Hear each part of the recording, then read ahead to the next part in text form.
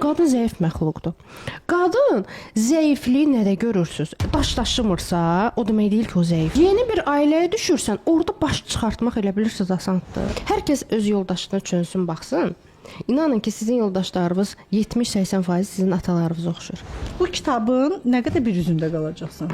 Bunu qutar da bir başqa səhifələrinə də keç. Nəsə bir səfər hərəkət eləyərsən, qaynanan mənə söyər və yaxud da qaynatan mənə söyər. Nə bilim, deyərlər ki, sən necə qız uşağı yetişdirmisən. Anadan gələn bir kod var. Mən sənə görə atıva dözdüm.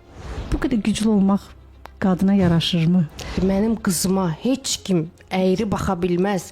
Mən heç kimə icazə verə bilmərəm ki, onun xətrinə dəysin. Bax, o qız artıq o inanc onun DNK-sına oturub deyənə, artıq o həyatda mübarizdir. Mən olsam belə eləmərəm dediyim hər bir şeyi mən eləmişəm. Qadın pul qazananda onun uşaqları özəl məktəblərdə oxuyur. Amma kişi pul qazananda əlavə bacı qardaşları olur. Poladova Kəmalə Asif qızı 1990-cı ildə Bakı şəhərində anadan olmuşdur. 10 nömrəli orta məktəbi bitirmiş. Ali təhsilini Bakı Dövlət Universitetində almışdır. 2018-ci ildən şuuraltı elmlərin tədqiqatı ilə məşğuldur. Hazırda şuuraltı terapist olaraq fəaliyyət göstərir. Ailəlidir, 3 övladı var.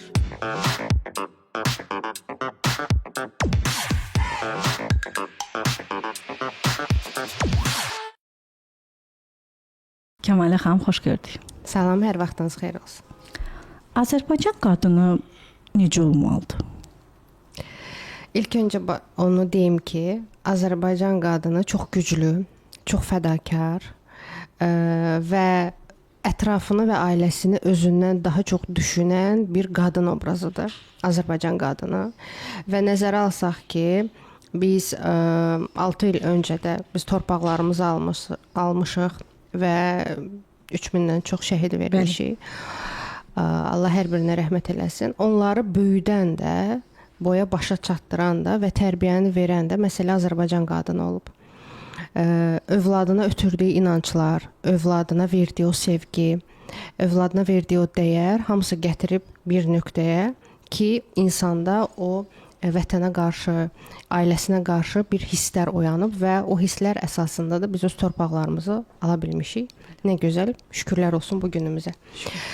Azərbaycan qadını mən hər zaman çox dəyər verdiyim bir qadın obrazıdır. Çünki hər zaman bizim qadınlara müşahidə eləyəndə mən onların mənfi tərəfini görmürəm, görmək istəmirəm. Yəni belə deyim. Amma mən onların hər zaman daha güclü, daha öncədən dediyim kimi daha fədakar olduqlarının fərqinə varam və mən düşünürəm ki, bizim cəmiyyətdə qadına çox üstünə gedilir. Yəni qadının üstünə həddindən artıq çox üstünə gedilir ki, nə olursa, yəni qadının üstünə atılır, bir vəziyyət olur və yaxud da ailə qurmaq söhbəti gəlirsə, birinci qadın nə etməlidir spiska yazılır. Amma qarşı tərəfə heç kim heç nə demir. Yəni sən mənim başımı əymə, sən birdən ailə qurarsan, yaxşı yemək bişirmərsən və yaxud da sən ailə qurarsan, gedərsən nəsə orada deyərsən, məni söyərlər. Analarımızın bizə hər zaman ötürdüyü o inanclar var. Doğru. Düzdürmü? Ki məni utandırma, mən haqqda nə deyərlər. Hələ gəlin paltarında evindən çıxmamış, çinində bir dolu yük var. Qardaşının sənə dedikləri, atanın sənə dedikləri və ananın sənə hər gün dedikləri sözləri qadın artıq gəlin paltarında belə özünlə başqa bir evə aparır. Amma bu qədər güclü olmaq qadına yaraşırmı? Qadınlar əslində çox güclü bir varlıqdır. Nəyə görə? Bir tək ona görə ki, biz bətnimizdə bir insan yetişdiririk. Fərq yoxdur, siz ana olsanız da, olmasanız da. Amma bizim bətnimizdə belə bir funksiya var ki, biz orada balaca bir hüceyrədən insan yetişdiririk. Və bizim artıq ötürdüyümüz ona bütün DNK, bütün inanc sistemi o uşaqda formalaşır. Və o uşaqda daha sonra doğulduqdan sonra, cəmiyə buraxıldıqdan sonra o insan ananın inancları ilə əsasən də bu yola davam edir. Ona görə biz qadınlarımızı xoşbəxt eləməliyik. Xoşbəxt olmasını sağlamalıyıq ki, qadın artıq cəmiyyətə xeyirli və xoşbəxt övlad versin. Baxın, bizim ata evimizdən eşitdiyimiz hər zaman, hər birimizin, kim olursan ol, eşitdiyimiz bir söz var ki, birdən ora gedərsən, nəsə bir səfər hərəkət eləyərsən, qaynanan mənə söyər və yaxud da qaynatan mənə söyər. Nə deyərlər ki, sən necə qız uşağı yetişdirmisən. Amma bizim məsumluğumuz, bizim paklığımız, bizim hələ dünyadan xəbəri olmayan bir düşüncəmizi biz aparırıq, veririk, belə deyim də, yoldaşımıza, saflığımızı veririk yoldaşımıza. Bəli. Amma bunun adını çəkən yoxdur. Bunun dəyərini, qiymətini qaldıran yoxdur. Sanki bu belə də olmalıdır kimi bir qayda göstərilir bizə nədənsə. Mən burada ürəyim çox ağrıyır. Bilirsiniz niyə? Sənin əslində özünün həqiqi mənin qalır qıraqda, başqalarının mənini götürüb və başqa cür sən özünü təqdim eləyirsən. Bəli. Amma sənin özünü unudursan. Sən olmursan. Qadın, Azərbaycan qadını nə edir? Ailə qurur, gedir yad bir ailəyə. Öz anasını, atasını qoyur, qardaşın, bacısını, gedir yad bir ailəyə. Yad bir ailədə uyğunlaşmağa çalışır. Orada onun üstünə gəlirlər. Orada onu yeri gəlsə zəif nöqtələrindən vururlar, belə deyək. Əzirlər. Sən yemək bişirməlisən, altıda durmalısan. İndi hər kəsin bir ailə modeli var da. Yəni ən çox bizə müraciətlər hansı modellə gəlir? Mən onu hal-hazırda qaldırmaq istəyirəm. Yəni sən bunları eləməlisən, bir borclusan kimi bir enerji yayırlar bizə. Amma sən xoşbəxt olmalısan, heç kim demir. Və yaxud da əgər bir insan artıq deyirsə ki, mən yoruldum, mən rahat yaşamaq istəyirəm. O rahat sözünü də insanlar pis qəbul edirlər ki, sən niyə rahat yaşamaq istəyirsən ki? Sən bəyəm rahatçılıq istəyirsən? Xeyr, sən bir 30-40 il əziyyət çəkməlisən. Daha sonra sən rahatçılığa çıxa bilərsən. Sənin icazən var. Nəyə görə bu stereotiplər var? Yəni bu stereotiplər bizə hardan gəlir? Biz əgər baxsaq öz nəslimizə, hər birimizin nəslinə, nənə babalarımızdan gəlir bizim. Azərbaycan strukturu artıq bu cür qurulub ki, qadın özünü ailəsinə fəda eləməlidir. Heç bir təmənna olmadan, heç bir çox sağ ol deyilmədən və daha sonra da bir müddət yoldaşı tərəfindən əzildikdən sonra, qaynana-qaynata tərəfindən əzildikdən sonra uşaqlar başlayır o qadını əzməyə. Doğru. Çünki mən hər zaman demişəm, bir qadın əgər öz ailəsində əzilirsə, bizim uşaqlarımız, biz onları nə qədər çox istəsək, bizim uşaqlarımız bizim ən birinci düşmənlarımızdır. Nəyə görə? Çünki biz birinci yıxılsaq, uşaqlarımız bizim üstümüzdən keçib, adlayıb və yəni bizi saymayacaqlar. Ya uşaq da gördüyünü öyrənir, götürür. Uşaq da gördüyünü götürür. Kəmal xanım, burada belə bir incə nüans var. Mən bunu demək istəyirəm bu izləyicilərimizə. Biz təzə ailə qurmuşduq Fuad bəylə. Təzə ailə quranda atam mənə dedi ki, get, gəlmə. Yəni get, bir də heç vaxt gəlmə. Toyun səhərsi qardaşım mənə zəng elədi. Dedi, atam sənə dedi, get, gəlmə. Mən orada atamın sözünü kəsmədim.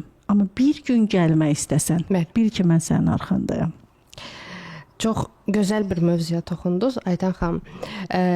Mənim anam mənə bir 6 ay bundan qabaq bir sual verdi və dedi ki, qızım, mən sənin bu karmadır, psixologiyadır, yəni heç də başa düşmürəm, sən nə danışırsan orada.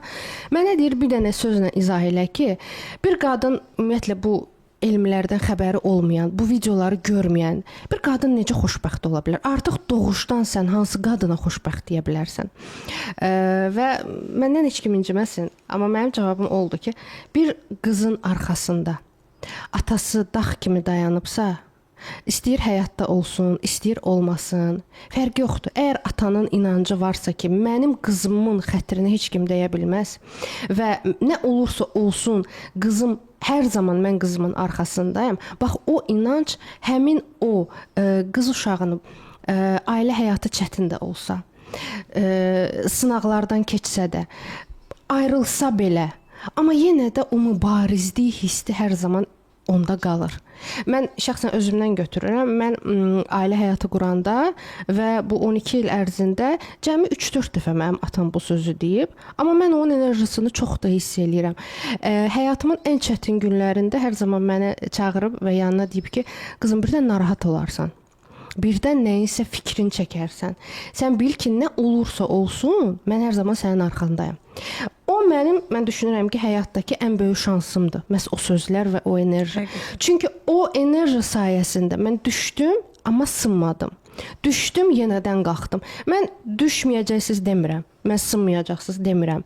Mən əzilməyəcəksiniz də demirəm. Qətiyyən sizin egonuzu da sındıracaqlar, mənliyinizi də sındıra bilər. Həyatdır. Başımıza hər şey ola bilər. Hər şey bizim içindir. Hər şey ola bilər.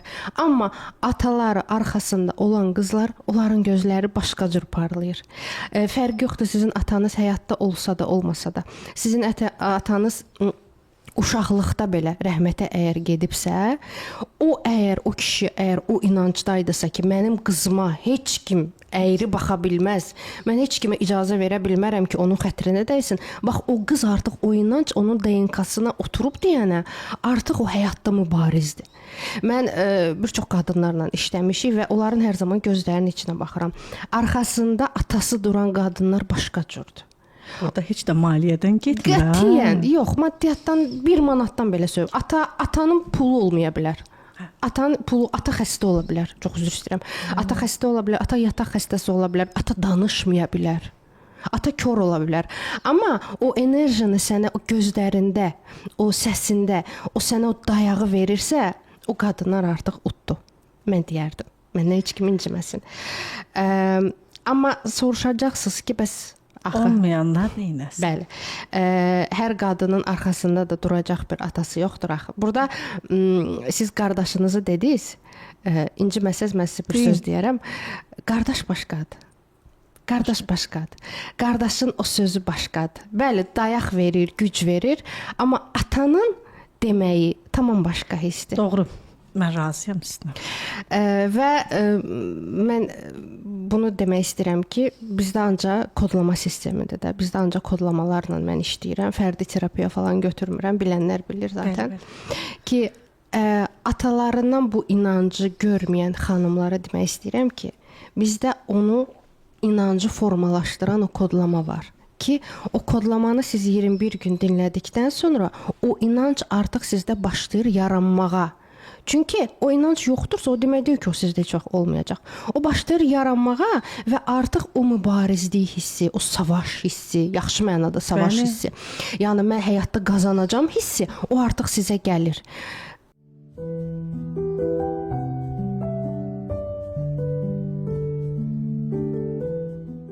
Əziz Sağlam Həyat kanalının izləyiciləri, bilirsiniz ki, kanalın ərsəyə gəlməsi, kanalın ayaqda qalması elə də asan bir iş deyil. Bu istər-istəməz böyük bir maliyyə tələb edir. Bunun üçün də bizim baş sponsorumuz olan AFN Transport və Rentakar şirkətinin rəhbərliyinə dərin təşəkkür və minnətdarlığımızı bildiririk. Qeyd etmək istəyirəm ki, Qafqazın ən böyük transport və rentakar şirkəti olan AFN Transport və Rentakar şirkətində 5 nəfərdən 55 nəfərə qədər 100-ə yaxın böyük avtobuslar var, hansı ki, burada 2026-cı ilin avtobusları da var. Həmçinin 100-ə yaxında balaca minik nəqliyyat vasitələri var, hansı ki, burada da istərsə sürücü ilə, istərsə sürücüsüz, siz nəqliyyat vasitələrinin icarəsini tam olaraq həyata keçirdə bilərsiniz. Nəqliyyat həllərinizi, nəqliyyat problemlərinizi tam olaraq AFN-ə həvalə etməklə getdiyiniz yolları daha asan və tez edə bilərsiniz. Yalnız nəqliyyat sifarişləriniz üçün bu nömrələrə zəng etməyiniz tələb olunur. Heç bir qonağımız üçün bu nömrələr aktiv deyil. Yalnız nəqliyyat problemlərinin həlli üçün, nəqliyyat sifarişləriniz üçün aşağıdakı nömrələrə zəng edə bilərsiniz.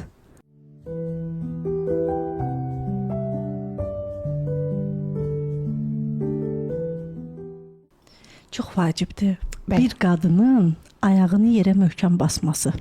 Bəli. Bu çox vacibdir.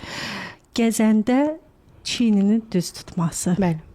Gözə düz baxması. Bəli. Bu heç də nələrlənsə ölçülmür. Yox. Bu sənin içindən gələn, sənə genlərindən gələn arxayınlıqdan, əminlikdən, səndən danışır əslində. Və bu afirmasiyalar çox gözəldir. Yəni mən özüm də bunu mütəmadi eləyirəm. Çox da bəyənirəm sevərəkdən. Onda bunu fərqinə vardınsa səndə bu yoxdur. Bəli. Tamam. Amma bunu götür və elə. Bizim də məqsədimiz budur ki, Allah cəsarətliləri sevir. Yəni oturub əzilmək lazım deyil ki, düşünmək lazım deyil ki, məndə bu yoxdursa, qoy elə olmayaraq da qalsın.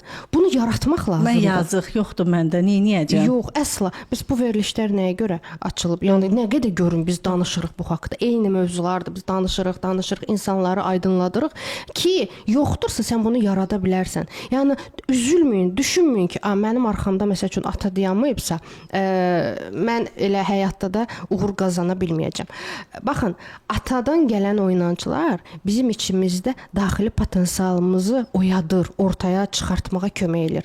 Daxili potensial olsun, güc olsun, həyatda nə isə yaratmaq olsun, onlar hamısı kişi enerjilərdir. Və bizim o içimizdə də o enerjilər var.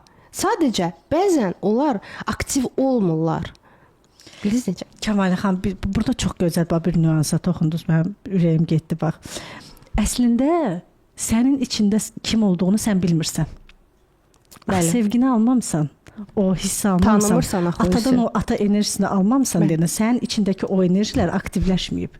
Bəlkə sən dünyada nadir insanlardansan ki, dağı dağ üstə qoya bilərsən. Əlbəttə ki. Amma eləyə bilmirsən.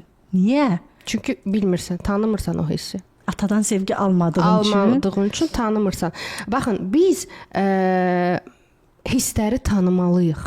Çox vacib. Yəni mən əgər hal-hazırda bu sözü eşidirəmsə, mən oturub əzilirəmsə, üzülürəmsə, deməli mən o hissi necə qalib gəlmək lazımdır hissini mən tanımıram. Necə xoşbəxt olmaq lazımdır mən tanımıram. Mən verilişlərin birində demişdim ki, qadın ata evində nə yaşayırsa, onu yoldaşı evində də eynisini yaşayır. Əgər orada sevgi görməyibsə, əgər orada qayğı görməyibsə, əgər orada başa düşülmək görməyibsə, onu ər evində də görə bilmir. Nəyə görə görə bilmir? Çünki kodlama sistemi yanlış gedib artıq. Çünki o kodlama sisteminə əsasən artıq onun qabağına bu cür insan çıxıb. Narsist hardan gəlir? Şiddət hardan gəlir? Hamısı özünü zəif hiss etdiyindən gəlir ki, və mən buna layiqəm hissindən gəlir. Birinci etapda nə baş verir? Birinci etapda yoldaşla tanış olursunuz və onu avtomatik olaraq hər bir qız uşağı öz yoldaşını atası ilə müqayisə edir. Və vay o günə ki, qız düşünə ki, mənim qarşıma çıxan, nə yaxşı ki, mənim atamdan yaxşıdır ki. Bu çox yanlış bir hissdir. Yəni əgər bu sizin karmik olaraq bir döngünüz deyilsə ki, artıq siz müəyyən bir karmaları keçmisiniz, müəyyən bir etapları keçmisiniz və bu insan sizin xilaskarınızdır. Ki, bu çox nadir hallarda olur. Amma əksərən o yanlış bir hissdir. Çünki həmin sevgililik dönəmində və ilk evlilik dönəmində insanlarda o dopamin hormonu çox yüksək həddində ifraz olunur və insan özünü çox xoşbəxt hiss edir. Və avtomatik olaraq beyin onu müqayisəyə girir ki, atam anama qarşı belə idi, atam mənə qarşı belə idi, amma mənim yoldaşıma bax, o belə deyil. Bax, bu yanlış bir düşüncədir. Bir müddətdən sonra səndə gəlir nə? Yanılma hissi. Sən baxırsan, görürsən ki, sənin qarşındakı atandan da betər çıxır. Çünki niyə? Çünki orada ata qəbulu yoxdur. Ata qəbulu yoxdur, ananı qınayırıq. Ata qəbul olmayan yerdə də biz neyirik? Ananı qınamağa başlayırıq. Bəzən atamızın anamıza olan münasibətinə görə rəftar, hörmət qoyuruq. Bəli. Nəyə görə? Çox yanlış. Çox yanlış bir şeydir. Çünki nəyə görə? Burada qadın faktoru da çox önəmlidir. Analarımız bizə hər zaman əgər çətin bir münasibət yaşayırlarsa atamızla, onlar atanın necə pis olduğunu, necə bax gör mənim xətrimə dəydi. Məni əzdi. Mən sizə görə atavızı dözmüşəm. Mən sənə görə özümü fəda eləmişəm. Bizdə nə yaranır? Günahkarlıq hissi yaranır ki, mən anama xəyanət eləyə bilmərəm. Mən gedib xoşbəxt ola bilmərəm kodu oturur burada. Düşünün. Doğru. Ataya da böyük bir aqressiyamız yaranır. Hətta mən səmimi etiraf eləmək istəyirəm. Bəzən atamın anamı incitdiyini anamın dilindən eşidəndə mən düzün deyəcəm. Mən bəzən atamın ölməyini də istəmişəm. Bəli. Bu tək sizdə elə olmayacaq. Hə, ya mən istəmişəm, sonra mən başa düşəndən sonra əlbəttə ki mən buna tövbə eləmişəm. Əslində atamın nə boyda böyük bir nemət olduğunu anamdan yox, özüm görmüşəm. Bəli. Bu da hər adama qismət olmur. Məsələ burasındadır. Bizim analarımız, ümumiyyətlə bizim bu hal-hazırdakı cavanların anası, bu 40-50 yaşa qədər olan analar, onlar hamısı evin bütün problemlərini bizə yükləyiblər.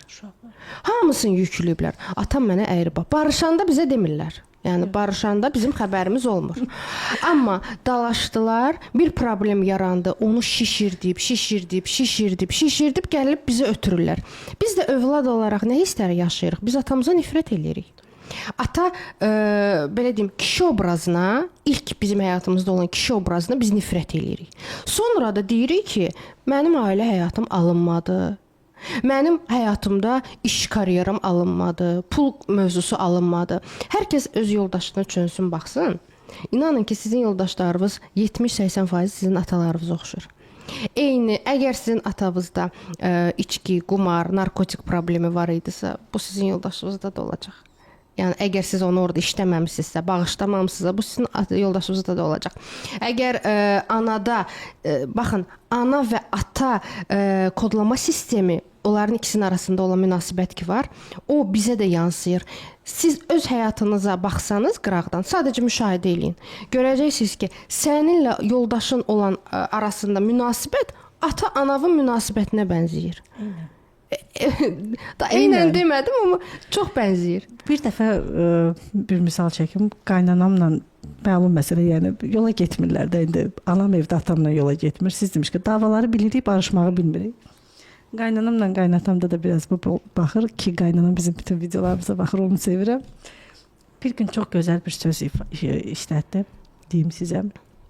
Dedim, mən istəmərəm ki, bugün mən yoldaşımla olan rəftarım mənim oğlum gəlinimlə olsun və qızımın yoldaşımla olsun. Çox gözəl bir sözdür ya bu. Yəni o fərqində olan bir sözdür, bəli. Çox gözəl sözdür. Mən belə baxdım, əslində baxdım ki, biz də evin içində didişirik. Biz də evin içində dalaşırıq. Mən baxdım, dedim, görəsən bunun səbəbi nədir? Məsələ nədədir? Kopyalama sistemi gedir. Kopyalama sistemi gedir. Məndə də, qardaşımda da, bizdə də məsəl üçün olub, nəmsə söhbətlər hər ailədə olduğu kimi. Və mən olsam belə eləmərəm dediyim hər bir şeyi mən eləmişəm. Mən olum və yaxud da qardaşım olsun. Qardaşım da Praqadadır, orada yaşayır və o da hər bir münasibətdə də deyir, Kəmal, elə olur ki, mən baxıram, elə bilirəm ki, mən atamam, qarşımdakı da bizim mamamız da, yəni o dərəcədə bənzəyir. Çünki kodlama sistemi işlənilmir. İşləndikdən sonra artıq sən onları buraxırsan. Biz bilirsiniz, problem nədir? Biz valideynlərimizə valideyn oluruq. Biz onların uşaqları olmuruq. Siz öz valideynlərinizə baxsaz, şəxsən mən öz valideynlərimə baxsam, mən onların valideyniyəm kimi hiss eləyirəm. İyerarxiya qanununu pozuram mən. Mən ona yol göstərirəm. O mənə şikayət edir, mən ona məsləhət görürəm. Amma mən ona şikayət eləməliyəm. Düzdür? Amma biz onlara şikayət eləyəndə onlar bizi başa düşmürlər. Doğru. Çox qəribə bir reaksiya verirlər ki, sanki belə olmamalıdır və yaxud da sən yanlışsan, sən səhvsən və s. Yəni biz ata-anamızın valideynlərinə çevrildiyimizə görə artıq iyerarxiya qanunları biz bir nənə obrazındayıq. Nənə obrazında da nə olur? Davleniya olur, baş ağrı olur. Yəni fiziki bədəndə özünü göstərən artıq vəziyyətləri deyirəm sizə. Yəni o dərəcəyə gəlib çıxır. Məsələn, niyə davleniyamız qalxır? Niyə başımız ağrır? Niyə? Çünki burada artıq mən kimisə məsuliyyətini daşıyıram. Balaca bir uşağın məsuliyyətini daşıyıram. Onda nə çıxır burdan? Valideynlərimiz yaşdaşdıqca yaşdaşır, amma kamilləşmir. Onlar onsuz da müdrikdirlər. Çünki onlar bizi dünyaya gətiriblər. Yəni lazım olsaydı biz onları dünyaya gətirərdik. Deməli sistem belə qurulub ki, onlar bizi dünyaya gətiriblər. Artıq onlar bizdən müdrikdirlər. Biz bunu qəbul etməliyik. Daha sonra ata və ananın problemi bizim problemimiz deyil. Bunu bir dəfəlik biz beynimizə salmalıyıq və qəbul eləməliyik ki, özünüz məndən yaxşı bilirsiniz, bunu eləmək çox çətindir. Çünki nə olsa da biz ata-anamızdan çox asılıyıq. Adi hal-hazırda mən burada olanda belə onlardan mənə zəng gəlsə, artıq başqa bir hisslər keçirirsən və ata-ana insan özünü o dərəcədə inkişaf elətdirməlidir ki, ata-ana sənə dediyi bütün o ağırlıqlar, problemləri sən başa düşməlisən ki, bu sənin kodlama sistemin deyil. Bu onun kodlama sistemidir. Bu onun həyatıdır. Biz valideynlərimizi dəyişə bilmirik Aytan xanım. Mən nə qədər 8 ildir bu işin içindəyəm. Mən yəni anama bu təklif eləyirəm. Bura gedək, ora gedək. Bu hamısı da yox deyir. Razılıq versə də ondan həmişə narazı qalır. Yəni istəmir onu. Mən onu dəyişə bilmərəm. Və məsəl üçün analarımız ki bizə o kodu ki bildirirlər ha. Bu məsəl üçün anadan gələn bir kod var. Mən sənə görə atava dözdüm. Sən gedib ailə qurasan, xoşbəxt olasan, amma mənim boyumu yerə salmayasan. Düzdürmü? Gəlir qız uşağı ailə qurur. Onu başlayırlar əzməyə. Düzdürmü? Sən bunu eləməlisən, aşırı yükləməyə. O qız sizcə orada düzgün analiz eləyə biləcəkmi ki, mənə hal-hazırda yüklənirlər və məni hal-hazırda əzirlər? Düzdürmü? Heç yükləməyəcək. Daha sonra gedir xəyanət görür. Gedir narsistik münasibətlərə girir. Şiddət, psixoloji şiddət fizioloji şiddətdən daha betərdir. Fiziologuna heç olmasa bilirsən ki, vurdu. Yəni sonra peşman oldu, olmadı. İncitdi. Mənim fiziki bədənim incindi. Amma psixoloji şiddət, sən onu analiz eləyə bilmirsən ki, sənin qarşındakı tərəf səni hal-hazırda məhv eləyir. Yoxsa nə edir? Yoxsa qaldırır o səni. Qamətini qırıb. Bəli. Qamətini qırıb. Amma qolunda yanındadır. Bəli. Amma qamətin yoxdur sənin. Mən hər zaman anamdan misallar gətirəm. Bu o demək deyil ki, mənim anamla problem var. Yox. O mənim ən böyük ustadımdır. Mən hər zaman demişəm. Çünki hər zaman o mənə o kodlarla mən mübarizə aparmışam. Nəyisə ötürüb, nəyisə yönləndirib mənə ki, sən beləsən. Bu məsəl üçün bir dəfə məktəbdə idik. Yanlış kodları sizə misal olaraq gətirmək istəyirəm. Məktəbdəyik və mama müəllimə işləyir. Oturmuşuq müəllimlər otağında, mən də oğlumu gözləyirəm. Orada bir müəllimə mənə çöndü, dedi ki, bu sənin qızındır. Dedi, mən də onu makiyajsız falan oturmuşam. Dedi, bu sənin qızındır. Dedi, hə. Dedi, bu toyda nə qəşəngdir, indi nə günə qalıb. Mən belə başımı qaldırdım. Dedim, başa düşmədim. Mama mənə çimdiyi vurdu ki, kəs səsini. O səndən böyükdür. O mənada demədi. Buna psixologiyada gaslighting deyirlər ki, sən yanlış anladın. Sənə olunan təhqiri Çevirir. Sən yanlış anlamısan. Mən orada yanlış anlamamışam ha. Yəni bu ağır bir sözdür, düzdürmü? O yüzden gərək mən sadəcə orada indi kiməsə xətir sustum, heç nə demədim. Mamaya xətir susubsunuz. Əlbəttə ki, anama xətir susmuşam, amma burada artıq mənə öz doğma anam gaslighting götürür. Niyə? Çünki onun yanında səhv başa düşülməsin. Mənim məsəl üçün deməsinlər ki, ay filankə sənin qızın nə yaman kobuddur. Bax onu ona deməsinlər deyənə. Bildiniz necə? Bir burada təhqirə dözürsüz, bir də ki, deməsinlər ki, həm də cavab verib. Birdən kimsə gələr deyər ki, Kəmalə burada belə kobud cavab verdi. Kəmalə orada belə nəsə ağır bir söz dedi. Amma demir ha, onun mənə qarşı olmağın. Bax mən o cür böyüdülmüşəm. Düşünün yəni, mən hər zaman bu inanclarla böyüdmüşəm ki, sən səhvsən. Sən yanlışsan, sən düzgün danış. Mən bilirsiz hansı kod ən çox narahat eləyib. Mən nəyə görə heç bir podkastıma hələ də baxmıram. Sən ağzının danışığını bilmirsən. O söz mənim həqiqətən də bu buramdadır. Mənə hər zaman o söz işlənilib. Baxmayaraq ki, mən kitabları həmişə ən səlis kitab oxuyan olmuşam da. Yəni mən üstdən çox yaxşı oxuyuram, çox rahat oxuyuram. Amma mən hələ də 36 yaşım olacaq. Mən heç bir podkastıma baxmamışam. Yəni sizlə gedib baxa bilmirəm. Çünki mən hər zaman beynimdə bir inanc var ki, Kəmalə ağzının danışığını bilmir. Yəni o kod mənim, amma o kod məni inkişafa aparan bir koddur. Mən onu dəyişməyi seçmirəm. Çünki mən onu dəyişsəm, mənim ruhum rahatçılığa keçəcək. Mənim ruhum deyəcək ki, Kəmalə sən usta super danışsan, səndən yoxdur, özünü inkişaf elətdirmək lazım deyil. Ana mənə nə ötürür? Özünü inkişaf elətdirməlisən. Bu yollandısa, sən bu yolla başa düşəcəksən onu. Buradan biz bu anlama gəlirik ki, əslində ananın sizə illərdən ötürdüyü kod, siz onu müsbətə işlədirsiniz. Bəli. Mənfiyə işlətsəydiniz. Çox gözəl bir fərqindəlik, bəli. Mənfiyə işlətsəydiniz, siz ümumiyyətlə podkastlara çıxmazsınız. Çıxmıyorum. Mən çıxa bilmirdim ki, 27 yaşıma, 28 yaşıma qədər bu kodlar hamısı mənim mənfimə işləyirdi. Mən əzikəm, mən özgüvənsizəm, mən ağzımı danışığımı bilmirəm, mən harda özümü necə aparacağam bilmirəm. Mən özümü idarə eləyə bilmirəm, mən düzgün analiz eləyə bilmirəm. Mən bunların üstünə getdim. Mən çıxdım efirə. Çıxmışam YouTube-uma. Mütəmadi olaraq mən danışıram. Seminarda insanlarla canlı danışıram. Mən nəyin üstünə getdim? Mən bu kodu müsbətin, belə deyim, yaşayıram hal-hazırda. Müsbət tərəfə çevirərək ki, insanlar hər biri bunu eləyə bilər. Yəni bizim ata-anadan götürdüyümüz minlərlə mənfi kodlar var. Amma baxırsan onu hansı tərəfə? Bu tək ana-atadan deyil, nənədən, babadan gələnlər də az deyil. Əlbəttə ki. Qonşulardan gələnlər də az deyil. Adi mənə qaynanam məsəl üçün Bəli, hər bəli. zaman deyirdi, efirə çıxmayasan ha. Deyirdim, niyə? Hər zaman səni orada əzəllər. Dedim, anamın mənə dediyi söz. Efirə də çıxdım. Həmin günü səhərsi mən çıxdım efirə. Dedim, mən çıxacağam efirə. Niyə məni əzsinlər ki? Niyə mən əzilməliyəm? Və yaxud da, məsəl üçün, həyatımızda bir şey olur. Bir hadisə baş verir, yeni bir adam gəlir ailəyə və yaxud da yeni bir adam gedir. Fərqi yoxdur da, ünsiyyətdir, quruluruq ailədə. Mənim hər zaman anamın da işlətdiyi bir söz var. Səni əzəllər ha. Orada falan şeyi sözü demə.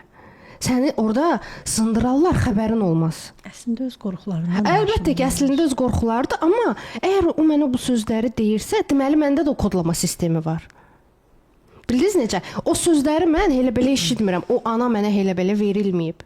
Mən artıq o mənə o sözü deyən günü səhərsi ki, mən gedirəm, həqiqətən də belə olur. Mən gedirəm o işin üstünə ki, mən bunu burada bu sözümü deyəcəm, öz haqqımı tələb eləyəcəm və məni əzməyəcəklər. Məni niyə əzsinlər? Çox gözəl.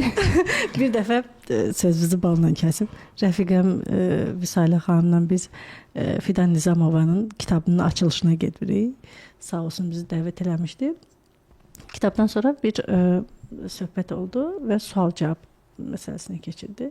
Biz də əlin önündə oturmuşuq, masalar boş idi. Mən oturmuşam, rəfiqəm də yanımda oturmuşam. Əlin önündə oturmuşuq və ilk sualı mən verdim. İlk sualı verdim və əyləşdim. Axı birincini heç kəs eləmir. 3-dən sonra hamı başlayır. Düz. Rəfiqəm dedi ki, sən niyə birinci sual verdin? Dedim, çünki hamıdan çox qorxan mən idim. Amma mən verdim. Razıyam. Mən də eləyəm. Mənim də qardaşım, sən danışığı bilmirsən, gülməyi bilmirsən. Mən özümü həmişə əksik sayırdım. Sonra çıxanda cəmiyyətə, ailədən, uşaqlardan sonra biraz bu digər podkastlar falanlar beşməkana baxdım. Ən yaxşısını mən eləyirəm. Bəli, canlı mən edirəm. Bəli. Varmı Azərbaycan qadınının sərhəddi? Sərhəddi dedikdə nəyi nəzərdə tutursunuz? Ümumiyyətlə, sənin qadın hər şeyi bacarır. Qadın, baxın, qadın səhər uşaqları varsa bir ana, bir qadın, Azərbaycan qadını, bir anası. Səhər 6-da, 7-də dururuq. Yeməyi bişiririk, uşaqlarımızı hazırlayırıq. Uşaqlar xəstədirsə gecəni yatmırıq. Yoldaşımıza qulluq eləyirik. Onu motivasiya eləyirik ki, getsin işdə pul qazansın. Biz onun üçün nələrsə eləyirik, özümüzə baxırıq, özümüzü gözəlləşdiririk. Qaynana, qaynata varsa onu yola veririk. Ata, ana varsa onu yola veririk. Mənim qardaşım özü də xaricdədir. Mən təkəm burada anam, atamla. Yəni bütün vəziyyətləri mən idarə edirəm, beynim idarə edir. Sizcə burada bir sərhəd varmı? Yox. Yəni qadını biz niyə aciz görürük? Harda biz onu aciz gördük? Problemli uşaqlar görürük. Kim aparır onları loqopedə, psixoloqa, xəstəxanaya? Ən çox. Kim onlarla nevrolojiyada yatır, kim onlarla falan yerdə yatır? Kim xəstə uşaq olanda səhərə kimi onun başının üstündə dayanır? Ana eləyir də bunu. Kişilər də eləyir, kişilər inciməsin. Yəni ata da eləyir. Atalar da eləyir. Ana eləyir. Onu idarə edirsən, bunu burada idarə edirsən, orada böyük uşaqla maraqlanırsan, burada ortancılla. Bu qədər informasiyanı sonra deyirlər ki, qadın zəif məxluqdur. Qadın zəifliyi nədə görürsüz? Daş daşımırsa, o demək deyil ki, o zəifdir. Amma 100 dənə daşı daşıdıran adamı idarə eləyir. Bəli, idarə də eləyər, evindəkini idarə eləyir. Yeni bir ailəyə düşürsən, orada baş çıxartmaq elə bilirsiniz asandır. Yəni sən bir ailədən çıxmısan, sənin bir düşüncən var idi, bir belə deyim, rahat, komfortlu mənliyin var idi. Artıq başqa mənliklərə, başqa kimliklərə keçirsən. Başqa insanların sözünü götürürsən, udursan, yola verirsən. Və sonra yenə deyirlər ki, Azərbaycan qadını zəif qadındır. Harda zəif oldu ki? Hələ bir iş qadını da oldunsa, bütün bunlar sənin üstündədir. Biz mənim iş quranda Aytan xanım Sizi bilmirəm. Kəmalə xanım. Mənim yoldaşım gəldi mənə dedi ki, mən sənin arxandayam, dağ kimi. Get, ana, əla, sən psixologiyanı öyrənirsən. Super, mənim elə söz dedi. Mən orada treninqlara, təlimlərə dava qırğınla gedirdim. Çünki səhər gedirdim, axşam 9-da 10-da çıxırdım. Axşam hava qaralanda. Eşitmədiyim söz qalmamışdı ki, sən hara gedirsən, sən uşağı falan yerə qoyursan, gedirsən, nə öyrənirsən orada. Bunları deyən bizə kişilərdir də. Amma bütün bu çabaları, bütün bu sözləri udaraq gəldi indi Kəmalə Poladov olmuşuq da. Siz də Aytən xanım olmusunuz. Düzdürmü? Eynən. Mən Fuad bəy deyirəm ki, Fuad bəy deyir ki, sən mənim şalvarımı yaxşı ütləməmisən. Deyirəm, ola bilər. Sən yeməyi dadlı bişirmirsən. Ola bilər. Sən yaxşı ana deyilsən. Ola bilər. Sən deyirəm aşbaz, sən dülgər, sən ideal ev təmizləyən, sən usta, sən nə bilim bərbər, sən dərzi almamısan deyirəm Fuad. Düzdür. Sən adi ailədən çıxan Aytən amısan. Yəni nədirsə budur. Amma Aytənin də içində bütün bunlar var da. Yəni onun əslində məndə bəyənmədikləri. Tamam, əvvəl mən çox pis reaksiya göstərirdim. Dünən də getmişəm, anam deyir ki, atam məni bəyənmədi.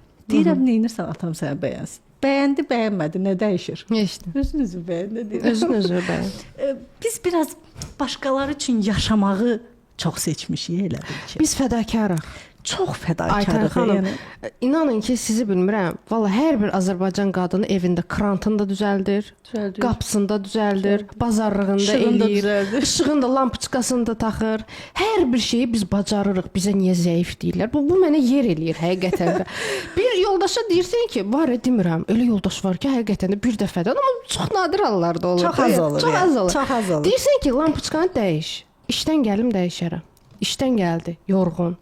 Yorğun oluruq, amma biz yorğun olmuruq. Biz işdən gəlirik, uşaqlarla əlləşirik. Yəni dərslərini elə, yatızdır, xəstədirsə ona qulluq elə və plus da fikirləşsən ki, sabah gəlim lampoçka alım.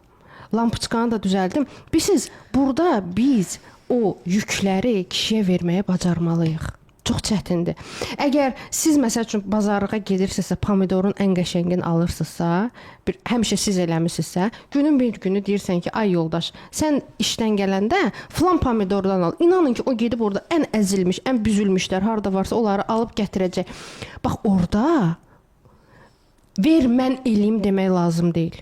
Bax orada özünüzü sıxıb o hirsinizə o pomidoru götürüb, o pomidorla bir şey bişirib, ortalığa çıxartmalısınız ki, növbəti dəfə bir dəfə də getsin səhv alsın, bir dəfə də getsin. Neyniyək?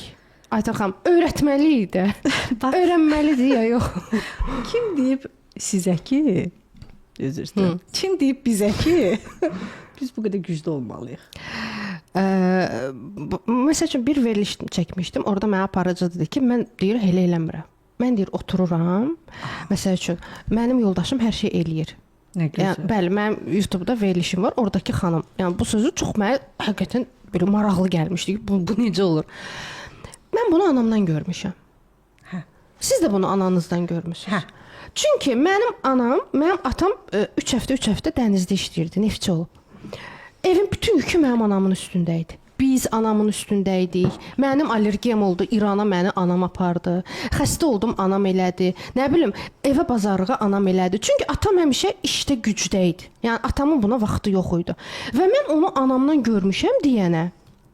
Və mən onu eyni ilə kopyalayırdım bilmədən. Yəni fərqində olmadan. Məsələ də burasındadır ki, biz bunun fərqinə varmırıq. Biz elə bilirik ki, bu normadır, bu belə də olmalıdır. Niyə? Eləmir də. Yox, eləmir deyil. Siz birinci buranı dəyişməlisiniz kodlama sisteminə əsasən. Kodlama sistemi dəyişdikdən sonra artıq qarşı tərəf özünü fərqli bir formada sənə göstərəcək. Artıq sən görəcəksən ki, evə bazarlığı eləyir və qəşəng şeylər alır. Artıq sən görəcəksən ki, kişi öz üzərinə o məsuliyyəti götürür. Baxın, qadın bir də fədakarlıqla bəzən kişini əzədə bilir. Biz o qədər bəzən fədakar ola bilirik ki, hər şeyi o qədər üstümüzə alırıq, işi, gücü, pul qazanmağı, hər şeyi, kişi onun altında əzilir. Ki, mən bunun nəyinə lazımam? Bu mənsiz baş çıxardır da. Yəni, mən evdə olsam da bu evin rutini gedir.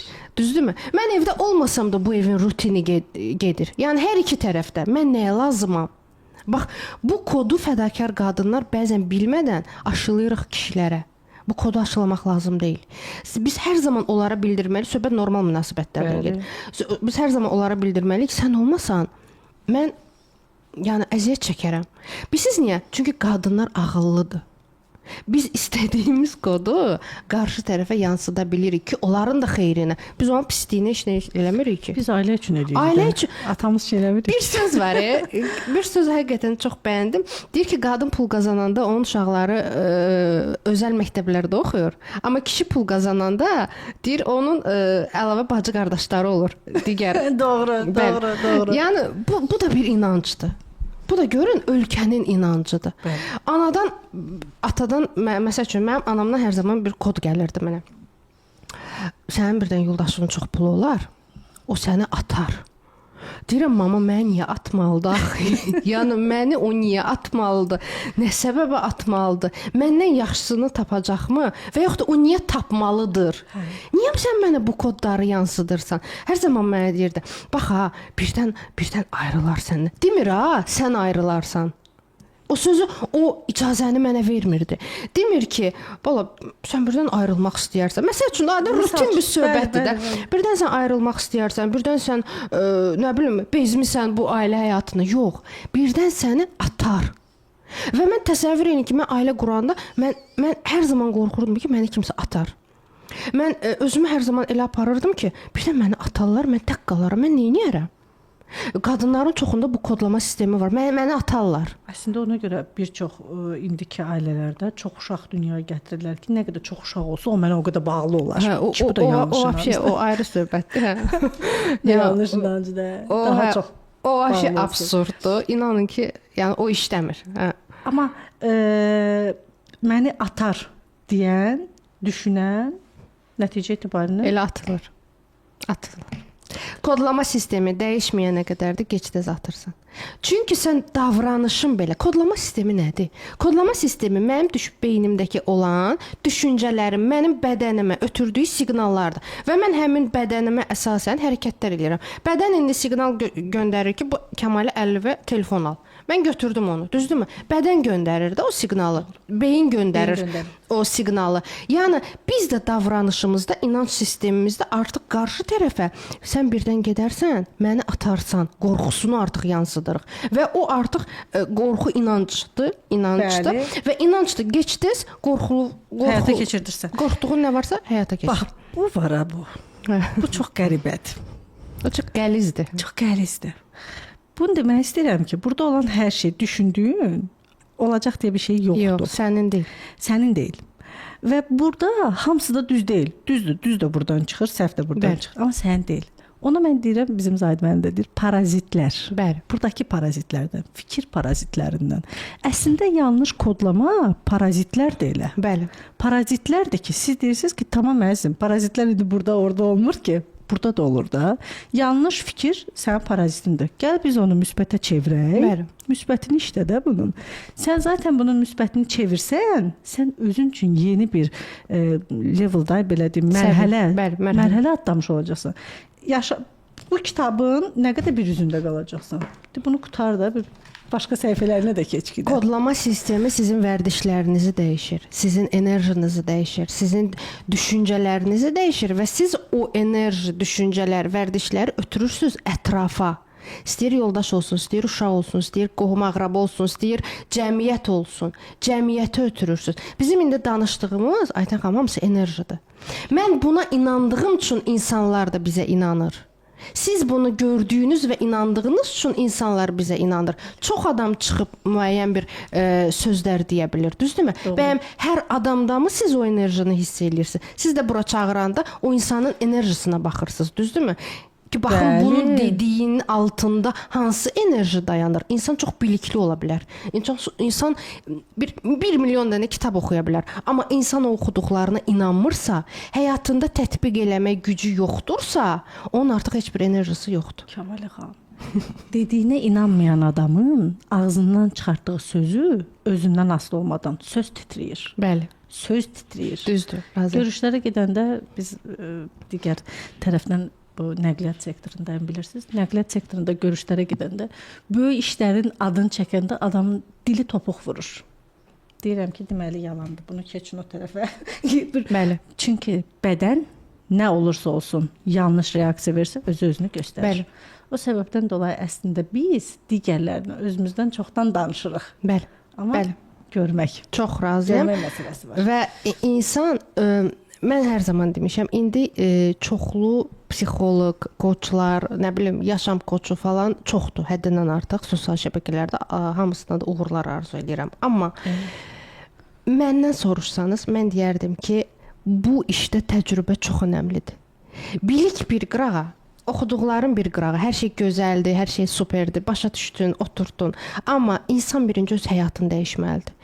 Nə vaxt ki sən öz həyatını artıq öz əllərində belə hiss eləyəcəksən, artıq özün idarə etməyə bacaracaqsan, artıq situasiyalara düzgün yanaşmağı öyrənəcəksən, o zaman artıq biz çıx efirə və denən ki, hə mən bunu bacardım, siz də bacaracaqsınız. Yox, bacarmamısansa çıxıb danışma.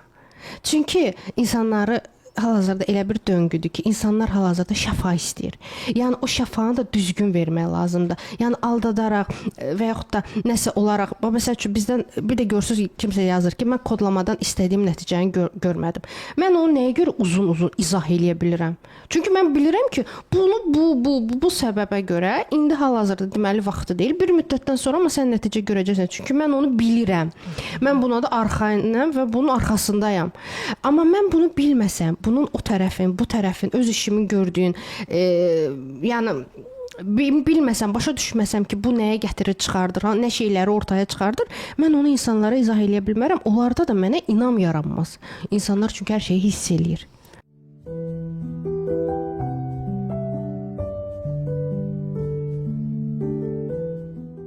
Əziz Sağlam Həyat kanalının izləyiciləri, bizim orta aylıq baxış statistikamızla rəqəmlərimiz heç də üst-üstə düşmür. Mən sizdən çox xahiş edirəm, bizim kanalımıza abunə olaraq baxsanız, siz bizim kanalımızın inkişafına birbaşa dəstək göstərmiş olacaqsınız. Hələ biz üçün şərh bölməsində şərhlər yazsaz, bu ümumilikdə bizim baxdığımız bütün bu videoları, bizim yayımladığımız bütün bu videoların baxışına müsbət təsir göstərəcəksiniz. Ona görə də bizi sevdiyinizi aktiv şəkildə həm kanalımıza abunə olmaqla, həm də videoların altında şərh yazmaqla bildirsəz, çox sevinərik. Sizi sevirik, çox dəyərlisiniz.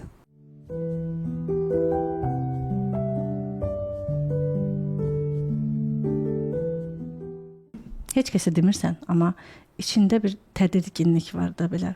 Baxışları, hər getdiyin məclisdə özündən danışmısan sən artıq. O da sənin üstünə sırazı qışqıra bilərlər, dərhal əzə bilərlər. Bəli. Kimsən sən deyə bilərlər. Hansı ki, əlbəttə, bu adam bu sözü deməz, amma sən özündən xəbərsiz ona o icazəni vermisən və o sənə bunu deyir. Get bax, mən bunu deyirəm ki, izləyicilərimizə, bax, bu içindədir, bu gizlindədir, dərindədir bu. Amma sən bilirsən, bu səndədir. Bunlar səni narahat eləyirsə, sən kodlamalara keçməlisən. Çünki sən buranı dəyişməsən, siz demiş ki, buraları da dəyişə bilməyəcəksən. Fikirlərinizi ötürə bilməyəcəksiniz. Hər şey insanın özünə asılıdır. Siz qərar verin artıq. Yəni artıq oturmayın, artıq qərar verin ki, mən həyatımı bu cür neqativ yaşamaq istəmirəm. Mən uğursuz ailə həyatı istəmirəm. Mən problemli qaynana-qaynata istəmirəm. Var olsunlar, amma onların da yaxşı tərəfləri var da. Nə qədər pis görünsələr də, onların da yaxşı tərəfləri var. Sən bu dünyaya xoşbəxt olmaq üçün gəlmisən də, sən əziyyət çəkmək üçün gəlməmisən axı. Yaşa da, həyat bir dəfə verilib bizə. Nə qədər yaşayacaq Aytan xanım? Artıq gəlmiş 36 yaşım olacaq. Yəni ömrümün yarısını demək olar ki, yaşamışam. Nə qədər 70-ə çatacağam mı, çatmayacağam mı? O da bir sual altındadır. Yəni bunu da bir bərəkətli yaşayaq, bunu da bir uğurlu yaşayaq ki, sabah cəmiyyətə sağlam düşüncəli övlad yetişdirə bilək. Həqiqi insan verir cəmiyyətə. Bəli. Həqiqi insan verir. Çox üzr istəyirəm. Yəni əzik, qırıq, mən sözümü düz başa düşün. Yəni məndən heç kəs inciməsin. Amma həqiqi insan verək ki, sabah bir gün səngərdə də duranda o bir həqiqi insan kimi dursun. Bir masa arxasında əyləşəndə də həqiqi insan kimi başa əyləşsin. Mənə görə Azərbaycan qadınının sərhədləri buralar deyil. Bu günlərin bir iş görürsünüzsə, bu Azərbaycan üçün deyil. Bu dəqiqə texnologiya o qədər inkişaf edir ki, sən bunu Azərbaycanın hüdudlarından da kənara çıxarda bilərsən. Bu günlərim nə bilim əlində bir biznesin varsa, bu biznesi bura üçün görmə. Bişirdiyin çörəkdirsə, çörəyi belə bura üçün eləmə.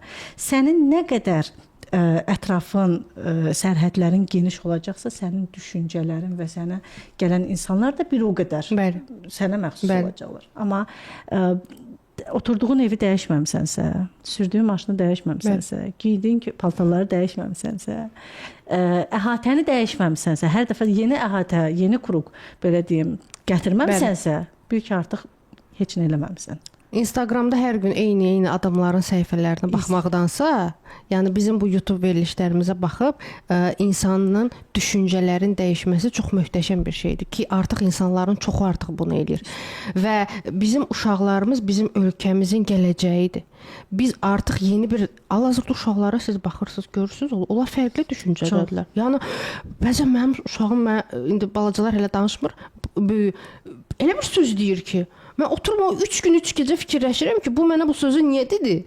Artıq onlar bu cür doğulublar. Onlara güclü ana lazımdır. Onlara güclü qadın obrazı lazımdır. Biz əzik olsaq, biz zəif olsaq, biz onları getməyəcək. Yox, apara bilməyəcək. Ya onlar bizdən uzaqlaşacaqlar, ya da bizi saymayacaqlar. Yəni belə də pis də səslənsə, amma bu belədir. Uşağın qabağında da o avtoritet məsələsi çox qorunmalıdır. O avtoritet də qorunmaq üçün qadın birinci özünü tanımalıdır. Özünü və öz hisslərini. Bilirsiniz, mən evə gedəndə mən yoldaşıma demirəm. Məsəl üçün də misal olum. Əlbəttə ki, mənə söyməyib eləməyib. Misal olaraq mən demirəm ha, birdən mənə söyərsən, mən boşanaram ha. O sözü mən demirəm. O mənim baxışımdan, davranışımdan, artıq oturuşumdan, duruşumdan başa düşür ki, Kəmaləyə bu sözü demək lazım deyil. Qırmızı xətti var bunun. Hər kəsin qırmızı çizgisi var. Mən nə istəyirsəm mən həyatımı fəda eləyərəm. Amma bir qadını əzmək, söymək, təhqir eləmək, əl qaldırmaq bu qadının özündən asılıdır. Başa düşürəm. Deyəcəksiniz ki, mənim qarşıma belə bir insan çıxıb. Birinci onu özünüzdə dəyişin ki, mənə bunu etmək olmaz. Bu şəxsi sərhədlərdir.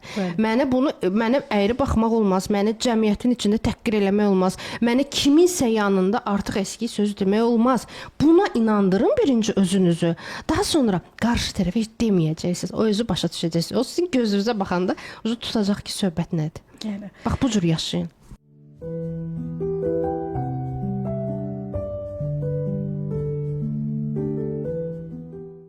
Uşaq təzə dünyaya gəlir, aparıq ilkin həkimə. Həkim birinci nəyə baxır? Gözünə baxır. Gözünə baxır, bəli. Baxım görüm. Bəli. Gözü nə deyir? Bəli. Çünki biz çox yerdə çox şeyi zaten deyirik. Ona görə bizim Hüseyn göstərir ki, bizim 3 dəqiqə vaxtımız qalır. Əziz qadınlar, biz bugün qadın olaraq danışırıq. Güc həqiqətən yaradan bir ilkin olaraq qadına verir. Çünki bütün necə deyim, keçidləri deyim də, belə deyim də, qadın doğrucu olduğuna görə, dünyaya insan gətirə bildiyinə görə bütün keçidlərdə qadın öncüldür, öndədir. Amma kişisiz qadının həyatı yoxdur. Əlbəttə. Allah hər bir bəylərimizi, atalarımızı, qardaşlarımızı, əzizlərimizi qorusun inşallah. Amma